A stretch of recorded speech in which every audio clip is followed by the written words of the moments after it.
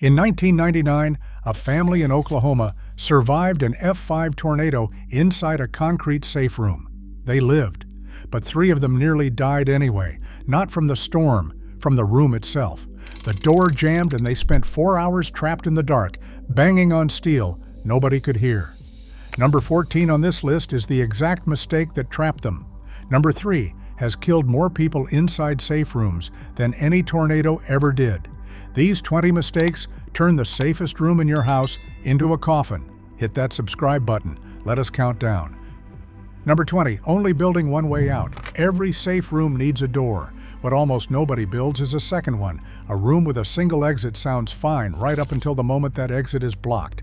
A collapsed wall, a fallen tree across the frame, a fire on the other side of that door, and suddenly the strongest room in your house is the one room you cannot leave. Contractors love a single door design because it is cheaper and faster to reinforce one opening than 2. But storm survivors and firefighters tell the same story over and over. The people who got out had a backup, a second door, an escape hatch, a reinforced window with a release. The people who did not get out were standing 3 feet from a door they could not open, with no other choice available. One exit is not a safe room, it is a locked box you happen to be standing inside. Number 19, hanging the door so it opens inward. This one seems too small to matter, and it has killed families. When a tornado or hurricane passes, it does not just knock things down, it piles them up. Debris drifts against the outside of your safe room like snow against a door in a blizzard. If your door opens inward, you pull it toward you and it swings free no matter what is stacked outside. If your door opens outward, and most cheap installs do, you are now trying to push a slab of steel against a mountain of broken lumber, roofing, and furniture. It does not move. Building codes for real storm shelters specifically call for inward swinging or sliding doors for exactly this reason. But a general contractor with no shelter training will hang the door the way he hangs every other door in the house, swinging out, and never think twice. That single decision is the difference between walking out and waiting to be dug out. Number 18, trusting a lock you cannot open from the inside. You would be amazed how many safe rooms have a lock that only works properly from one side, and it is the wrong side. Deadbolts installed backward. Slide latches mounted where a panicking adult can reach them but a child cannot. Locks that need a key, and the key lives on a hook in the kitchen, on the far side of the danger you just ran from. A safe room lock has one job. It must secure fast from the inside and release fast from the inside, in the dark, by feel, by a scared person with shaking hands. If you have to think about it, if you have to hunt for a key, if there is any version of the situation where you are locked in rather than locked safe, the lock is a liability. Test it blindfolded.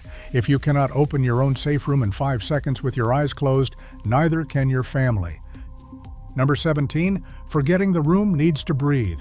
Here is where people get it dangerously wrong. They think a safe room should be sealed, airtight, fortress solid, not a crack anywhere. And then 4 people climb inside, close the door, and start using up the only air in a space the size of a closet. A sealed room with no ventilation becomes stale in minutes and dangerous in under an hour. Carbon dioxide climbs, oxygen drops, and people get confused and drowsy long before they understand why. Real shelters are built with air vents, baffled openings that let air move but keep debris and wind out. A homemade safe room with no vent at all is a slow-motion emergency that arrives quietly. Nobody gasps. Nobody sounds an alarm. The room just gets heavier and heavier to breathe until someone realizes something is wrong, and by then, thinking clearly is the one thing you can no longer do. Number 16, storing the release mechanism where a child cannot reach it. Ask yourself a hard question. If the adults are hurt, can the kids get out? In a real disaster, parents get knocked down. A flying beam, a fall, a heart giving out under stress. Now the only conscious people in the safe room are 7 and 9 years old, and the door release is a heavy industrial latch mounted at adult shoulder height, or worse, it takes 2 hands and 40 pounds of force to throw. The children are safe from the storm and trapped by the door. Every person who might ever be inside that room needs to be able to work the exit. That means a release a child can reach and operate. It means practicing with them until it is muscle memory. A safe room designed only for the strongest person in the family is not designed for the moment when the strongest person is the one who needs saving. Number 15, putting the hinges on the outside. First pattern break. Here is where it gets interesting, because this mistake is invisible until it is too late. A door is only as strong as the part holding it in place. On a normal interior door, the hinges face inward into the room where nobody can touch them. But a lot of safe room doors, especially retrofitted ones, get hung so the hinge pins are on the outside. And a hinge pin on the outside can be knocked out with nothing more than a screwdriver and a hammer.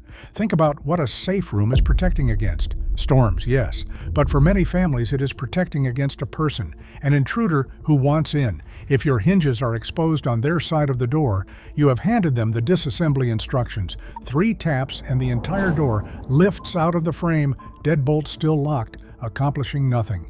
The strongest lock in the world is useless if the hinges are the weak point, and most people never once look at which way their hinges face. Number 14, choosing a door frame weaker than the door. This is the mistake that trapped that Oklahoma family.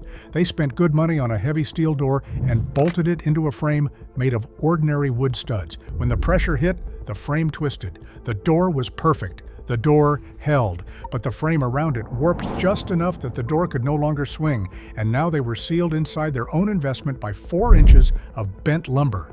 A safe room is a system, not a shopping list. The door, the frame, the anchors into the concrete, the wall itself, all of it has to be rated to the same standard, because a chain fails at its weakest link, and the frame is almost always the link people forget. Spending $1,000 on a door and $40 on the frame does not give you a strong safe room. It gives you an expensive door in a weak wall and a family who cannot get out when the frame lets go. Number 13, building it somewhere that floods. Basements feel like the natural place for a safe room. Underground, surrounded by earth, away from windows. And for wind, a basement is excellent. For water, a basement is the worst place in the entire house. Hurricanes and severe storms bring flooding as often as they bring wind, and water finds the lowest point in your home and fills it.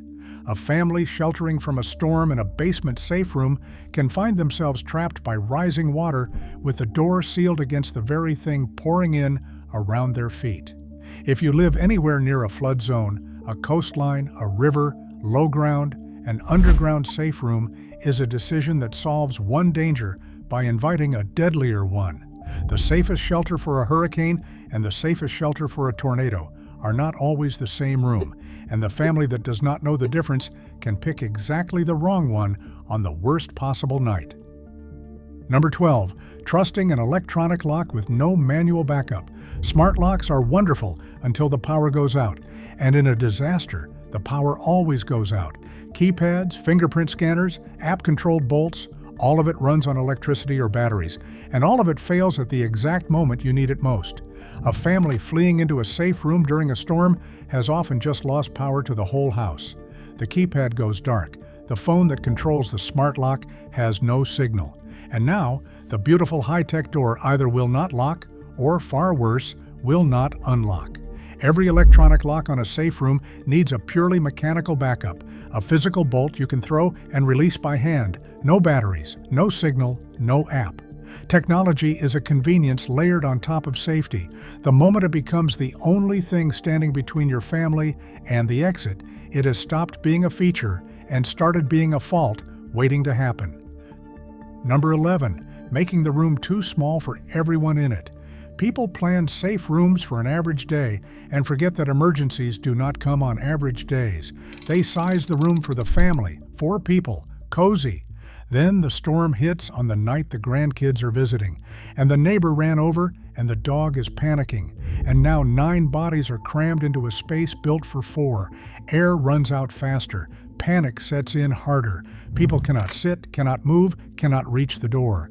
A safe room that only works when exactly the right number of calm people are inside is not built for reality.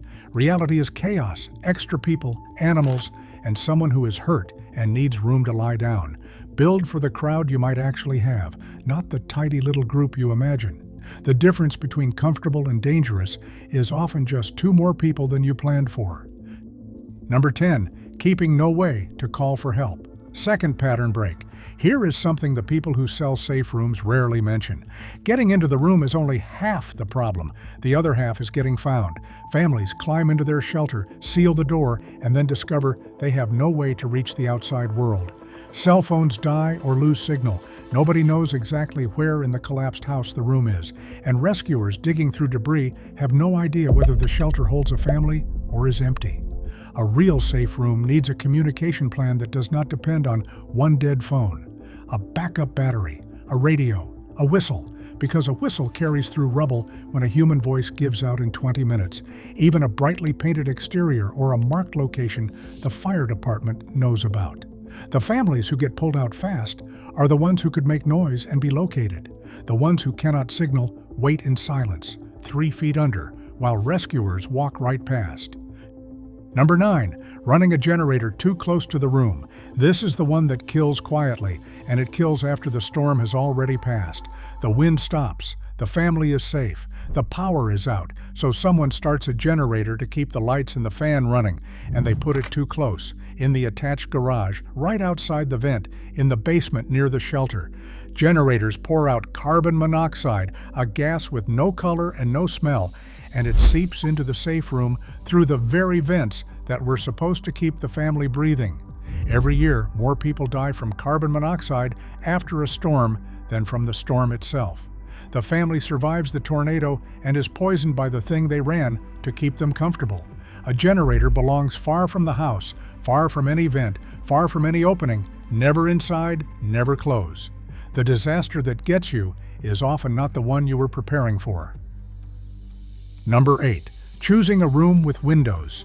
It sounds obvious written down, and people do it anyway, because the room with the reinforced door was also the room with the nice big window. In a storm, a window is not a window. It is the weakest point in the wall and a launch pad for flying glass. Winds pick up gravel, branches, roofing nails, and fire them at your house at highway speeds, and every one of them treats a pane of glass like paper. A safe room with a window has a hole in its armor exactly where you least want one. The correct safe room is windowless, an interior room, a closet, a bathroom, a reinforced core with walls on every side. If the only room you can reinforce has a window, that window has to be covered by something rated to stop debris. Not curtains, not blinds, actual protection. A pretty room with a view is a beautiful place to be hit by something you never saw coming. Number 7, never once practicing getting in. A safe room only works if the family can reach it in time, and time in a real emergency is measured in seconds. Tornado warnings can give you minutes, sometimes less, and a family that has never practiced the route fumbles through the house in the dark, arguing about where to go while the window closes. The father thinks everyone knows the plan. The kids have never been told. The route is blocked by a laundry basket nobody moved, and the precious 90 seconds that should have gotten everyone sealed inside get burned on confusion. The families who make it are the ones who drilled it, who walk the route in the dark, who know without thinking where to run and how to open the door. A safe room you have never practiced reaching is a plan that only exists on paper, and paper does not save anyone at 2 in the morning when the sirens go off. Number 6, storing nothing inside. Third pattern break. Here is the part people skip because it feels like overkill right up until it isn't. You may be in that room for a lot longer than you think. Rescue after a major storm is not instant. Roads are blocked. Crews are overwhelmed. Families have waited hours, sometimes far longer, sealed in their shelter with nothing. No water, no flashlight, no way to treat a cut that is bleeding. The safe room got them through the wind and then left them stranded, thirsty, and in the dark for the long, slow wait that comes after. A safe room needs a kit, and it needs to live in the room permanently, not in the garage you can no longer reach. Water, a flashlight with spare batteries, a basic first aid kit, a phone charger, something for the kids. The storm lasts minutes, the aftermath lasts hours or days, and the families who prepared only for the storm find out too late that surviving the storm was the easy part. Number 5, blocking the door with your own stuff. Safe rooms have a way of becoming storage rooms. The space is reinforced, dry, and out of the way, so slowly it fills up. Boxes, off-season clothes, the vacuum cleaner, Christmas decorations stacked against the wall, and one day the emergency comes and the family rushes to the shelter to find the door blocked from the inside by their own accumulated junk, or worse, the room so full there is no space left to actually shelter in. The exit that has to swing freely is jammed by a bin of old paperwork. A safe room has one purpose, and it cannot share the job. It must stay clear, the door path must stay open, and the space must stay ready. The room that quietly turns into a closet over the years is not protecting anyone. It is a trap the family built for itself, one cardboard box at a time, without ever noticing they were doing it. Number 4, anchoring the room to nothing. A safe room that is not bolted to the foundation is not a safe room. It is furniture. In the strongest storms, the danger is not just things falling on the room. It is the room itself being lifted, shoved, or rolled by winds powerful enough to move a house off its slab. Prefabricated shelters and reinforced rooms have to be anchored, bolted deep into concrete, tied into the structure, so that when everything around them is torn loose, they stay exactly where they are. A room that merely sits in place, however strong its walls, can be picked up and thrown with the family inside it, and now the safest box in the neighborhood is tumbling across the yard. The anchoring is invisible. It is buried in the floor. Nobody sees it, and so it is the first thing a cheap install cuts to save money. You cannot see the bolts. You will absolutely notice their absence on the one night they were supposed to hold. Number 3, sealing it so tight it suffocates. This is the mistake that has quietly killed more people inside safe rooms than any storm, and it comes from good intentions. People hear the word safe room and they think airtight, sealed, no gaps anywhere. They caulk every seam, weather strip every edge, and build a beautiful airproof box. Then the family climbs in, seals the door, and starts breathing down the only air they have. There is no fresh supply. Carbon dioxide rises, oxygen falls, and the warning signs are gentle and deceptive. A headache, drowsiness, a heavy feeling right at the moment the family most needs to stay sharp. Nobody chokes, nobody sees it coming. The room simply gets harder and harder to breathe until clear thinking is gone. A safe room must be sealed against wind and debris and open to air. Those two things are not contradictions. They are the entire design. And the family that builds a perfect airtight box has built the one thing a shelter must never be. Number 2, depending entirely on the smart home. Fourth pattern break. Modern homes are wired to do everything, and that is exactly the problem. The door locks by app. The vents open automatically. The alerts come through the phone. The whole safe room is a marvel of automation, and every piece of it depends on power, internet, and a working phone, the 3 things a disaster takes away first. When the storm knocks out the grid and the cell towers and the router all at once, the entire intelligent system goes dark, and the family is left standing in front of a shelter that no longer responds to anything. The lights won't come on, the door won't cycle, the alert stopped an hour before the storm even hit because the network was already down. Technology is a wonderful layer on top of a safe room. It is a catastrophe as the foundation of one. Every critical function, the lock, the vent, the light, the way out, must work with bare hands and no power. If it only works when the house is smart, it fails the moment the house goes dark.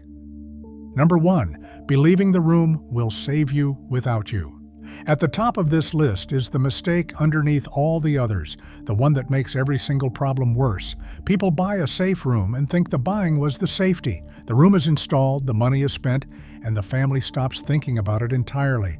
They never test the door. They never practice the route. They never check the vents, restock the water, move the boxes, or teach the children how to get out. They trust the room the way you trust a smoke detector you have never once pressed the button on.